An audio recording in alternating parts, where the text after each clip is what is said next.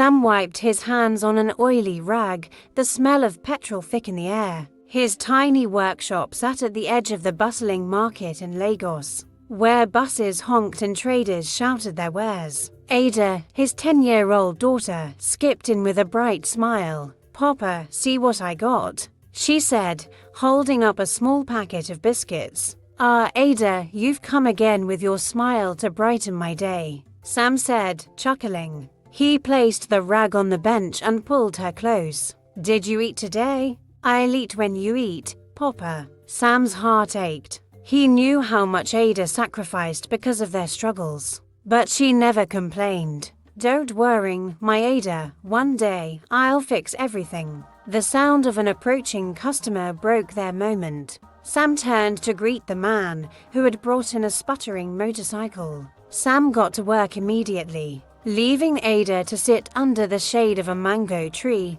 humming a song. Suddenly, a loud bang ripped through the air. Sam turned just in time to see flames shoot out of a leaking gas cylinder in the corner of the workshop. Panic erupted as people scattered, shouting. "Ada," Sam screamed, instinctively rushing toward her. But the explosion threw him backward like a rag doll. His body slammed against a metal post, and pain surged through his back. Everything blurred, but he could hear Ada's cries. When Sam regained consciousness, he was lying on a hospital bed. The white ceiling loomed above him. A nurse hovered nearby, but it was Ada's tear-streaked face that filled his vision. "Papa, you're awake," she sobbed. Sam tried to move but felt nothing below his waist. Fear gripped him. "Ada, what happened?" "The workshop. It exploded," she said, choking on her words. The doctor stepped in, his face serious. "Mr. Sam, you've sustained a spinal injury. I'm afraid you won't be able to walk again." Sam's world crumbled. As Ada clutched his hand, all he could think was, "How will I protect her now?" The sound of crickets filled the night as Sam sat in his hospital bed, staring at the ceiling. His body was broken, but his mind raced with worrying. Ada sat beside him, her small hand tightly clutching his. "Papa, what will we do now?" Ada asked, her voice trembling. Sam forced a smile, though his heart felt heavy. "Don't worry, my Ada, we'll figure it out. God will make a way."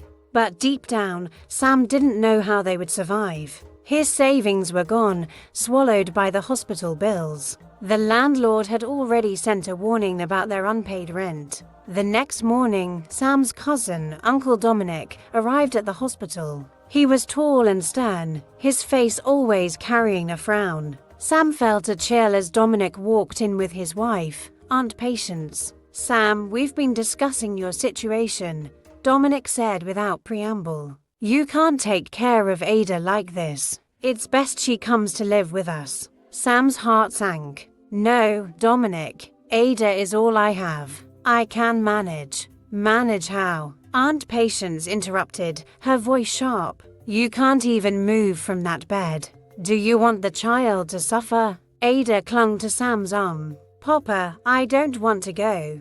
Dominic sighed impatiently. "It's not up for debate. We'll take care of her." Before Sam could argue further, the hospital's social worker appeared, supporting Dominic's claim. "Mr. Sam, in your current condition, it might be in Ada's best interest to stay with relatives who can provide stability." Sam felt powerless. Tears streamed down Ada's face as she begged to stay. But by evening, Dominic and Patience had taken her away. Sam could only watch as his daughter was dragged from his side. Back at their village home, Sam sat alone in his crumbling house, staring at the cracked walls. He replayed Ada's cries in his mind, guilt crushing him. That night, as Sam lay on the worn-out mat, he heard whispers in the shadows. It wasn't his imagination. Dominic and Patience's voices carried through the wind. "She's young and beautiful. We'll marry her off to Chief Obi. He's willing to pay handsomely." Sam's eyes widened. His fists clenched. "Over my dead body will they sell my daughter like property?" The next morning, Sam lay on his mat, his mind racing with the conversation he overheard the night before. His chest burned with anger and desperation.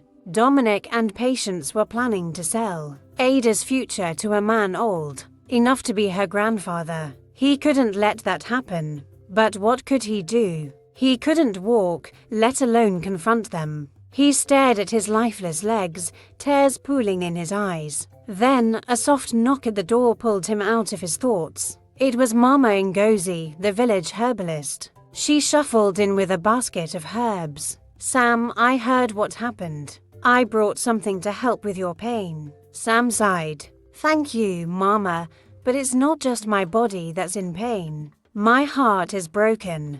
They've taken Ada." Mama Ngozi frowned. "I know these people, Sam. They're greedy. What have they done?" Sam hesitated, then told her everything. Mama Ngozi's eyes darkened with fury. "Ada is a child, not cattle to be sold. Don't worry, Sam, we'll find a way." Her words gave Sam a flicker of hope. That evening, Mama Ngozi returned with Obi, a young farmer known for his kindness, and Chika, a resourceful hunter who owed Sam a favor. They sat together in the dimly lit room, forming a plan. "We'll need to get Dominic out of the house," Chika suggested. "Once he's gone, we can sneak Ada away." "But where will we take her?" Sam asked. "To my sister's place in the next village," Obi said. "She keep her safe until you can figure things out." It was a risky plan, but Sam knew it was the only chance he had. "Let's do it," he said, determination hardening his voice. That night, Chika crept to Dominic's compound and set a small fire in the goat pen. As expected, Dominic and his wife rushed out in a panic. Obi and Mama Ngozi slipped into the house and found Ada locked in a room, crying. "Ada," Obi whispered, "we're here to take you to your papa." Ada's tearful eyes lit up with hope. "Papa sent you?" "Yes, now hurry," Mama Ngozi said, leading her out. When Ada saw Sam waiting for her in the corner of the house, she ran to him, burying her face in his chest. "Papa, you came for me." Sam held her close, tears streaming down his face. "I'll always come for you, my Ada." The night air was thick with tension as Sam, Ada, and their small group of allies prepared to flee. Obi's sister, Amora, lived in a village across the river, far from Dominic's reach. It was their only chance at safety, but the journey would not be easy. Obi carried Ada on his back while Chika pushed Sam's makeshift wooden cart, fashioned from an old wheelbarrow. Sam felt helpless, unable to walk or protect his daughter, but he swallowed his frustration and focused on the plan. "We have to move quickly," Chika said in a low voice. "If Dominic realizes she's gone, he'll come after us." They moved silently under the cover of darkness, avoiding the main paths. The forest loomed around them, alive with the sounds of crickets and the occasional hoot of an owl. Ada clung tightly to Obi, her small frame trembling. "Don't be afraid, my Ada," Sam said, trying to comfort her. "We're going to a safe place." Suddenly, the sound of voices and footsteps echoed in the distance. Chika froze. "They've discovered she's missing. They're coming." Panic surged through the group. "We have to cross the river now," Obi said urgently. They quickened their pace, reaching the riverbank just as torch lights flickered in the distance. The river was wide, its waters dark and fast-moving. A small wooden canoe, tied to a tree, waited for them. "Quick, get in," Mama Ngozi whispered. Obi helped Ada into the canoe while Chika carefully lifted Sam in. The canoe rocked as they climbed aboard, but there was no time to hesitate. As Obi and Chika paddled, the sound of angry voices grew louder. Dominic and a group of men burst out of the forest, their torches lighting up the riverbank. "There they are," Dominic shouted. "Stop them." Rocks and sticks flew toward the canoe, splashing into the water around them. Ada screamed and clung to Sam, who shielded her with his arms. "Row faster," Mama Ngozi urged. With every ounce of strength, Obi and Chika paddled against the current. The canoe wobbled but held steady as they pulled away from the shore. Dominic's shouts faded into the distance, replaced by the rush of the river. When they finally reached the other side, everyone collapsed with relief. Sam looked at Ada, his heart swelling with both pride and guilt. "We made it, my Ada. I told you I'd protect you." Ada smiled through her tears. "I knew you would, Papa." But deep in Sam's heart, he knew this wasn't the end.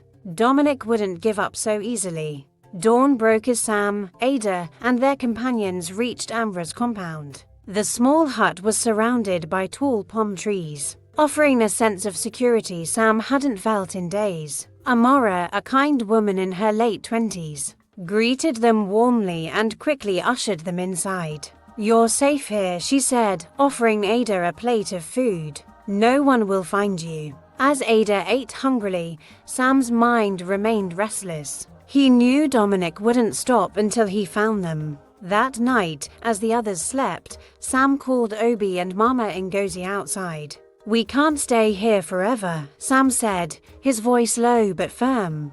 "Dominic is greedy and stubborn. He'll track us down. So, what do we do?" Obi asked. Sam's eyes gleamed with a desperate resolve. "We must end this. I need to confront Dominic and stop him once and for all." Mama Ngozi's face creased with worrying. "Sam, you're not strong enough." "I don't have a choice," Sam interrupted. "I won't let him take my daughter's future. I'll go alone if I have to." The next morning, Sam left with Obi and Chika, leaving Ada under Amra's care. They returned to the village, where Dominic was already spreading lies about Sam being unfit to raise Ada. When they arrived at Dominic's compound, a crowd had gathered, drawn by the drama. Sam wheeled himself forward, his voice strong despite his frail body. "Dominic, you've taken my daughter, my dignity, and my peace, but you will not take her future."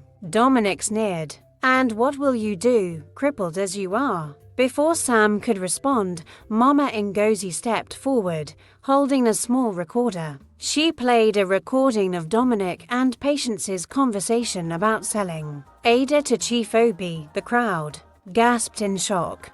"Dominic, you plan to sell your own blood for money?" an elder demanded. Dominic stammered, but the evidence was clear. The villagers turned against him, and the elders banished him and his wife from the community. When Sam returned to Amra's house, Ada ran into his arms, tears streaming down her face. "Papa, you did it." Sam hugged her tightly, his heart full. "I'll always fight for you, Ada, always." Though their struggles were far from over, Sam and Ada had reclaimed their freedom. And as they sat under the evening sky, Sam realized that no matter his physical limitations, his love for Ada would always make him strong.